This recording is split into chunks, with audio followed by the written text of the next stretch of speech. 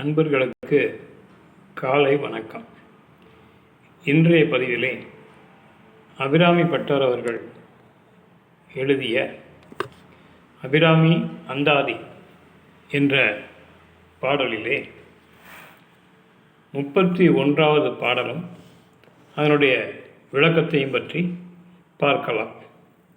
இந்த பாடலை பாராயணம் செய்து வந்தால் மறுமையில் இன்பம் கிடைக்கும், அதாவது சொர்க்கத்துக்கு போவதற்குண்டான வழி கிடைக்கும் என்று ஒரு நம்பிக்கை.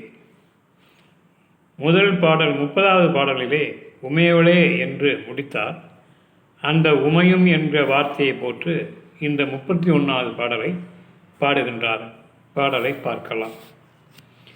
உமையும் உமையொரு பாகனும் ஏக உருவில் வந்து எமையும் தமக்கு அன்பு செய்ய வைத்தார். இனி என்னதற்கு சமயங்களும் இல்லை, ஈந்தெடுப்பாள் ஒரு தாயும் இல்லை.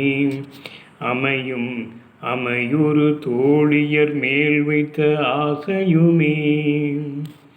உமையும் உமையொரு பாகனும் ஏக உருவில் வந்தெங்கு எமையும் தமக்கு அன்பு செய்ய வைத்தார். இனி என்னதற்கு சமயங்களும் இல்லை, ஈந்தெடுப்பாள் ஒரு தாயும் இல்லை.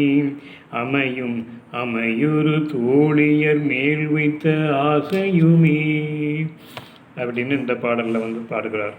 என்னுடைய விளக்கம் என்னவென்றால், அன்னையாம் ஆதிசக்தியாம் உமையாய் உமையவளே, உமையையும் அபிராமி ஆதிசக்தி பராசக்தி தன்னுடைய இடப்பாகத்தில் கொண்ட அண்ணலாம் ஈசனும் இணைந்தபடி ஒருவராக, அதாவது அர்த்தநாரீஸ்வரராக அர்த்தநாரீஸ்வரர் கோலத்தில் எழுந்தருளி பக்குவம் இல்லாமல் இருக்கின்ற இந்த எளியவனான என் போன்றோரையும் தங்கள் திருவடிக்கு அன்பு செலுத்துமாறு நெறிப்படுத்தினார். அதாவது மூடப்பயலாக இருக்கிறேன்னா, அப்படி ஒரு மூடனாக இருந்தாலும் கூட எனக்கு அன்பு செய்து உமையொரு பாவனாக ஏகி வந்து எனக்கு காட்சி கொடுத்து என்னை ஒரு நல்ல நெறிப்படுத்தினார் என்று இயம்புகின்றார். அதன் விளைவாக இதை பின்பற்றுவோம் என்று எண்ணத்தக்கவாறு வேறு சமயங்கள் எதுவும் இல்லை. என் பிறவி பிணி அகன்று விட்டதால் இனி என்னை ஈண்டெடுக்க தாயும் இல்லை, அதேபோல வளர்த்தெடுக்க தந்தையும் இல்லை. மூங்கிலை ஒத்த தோளினை உடைய மங்கையர்களும் இல்லை. மங்கையில் மேல் கொண்டிருந்த ஆசையும் மோகமும் எனக்கு இல்லாமல் போய்விட்டது.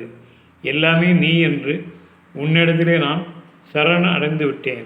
எனவே எனக்கு இனி பிறவாமை இல்லை.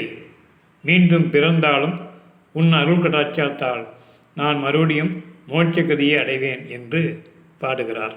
நன்றி, வணக்கம்.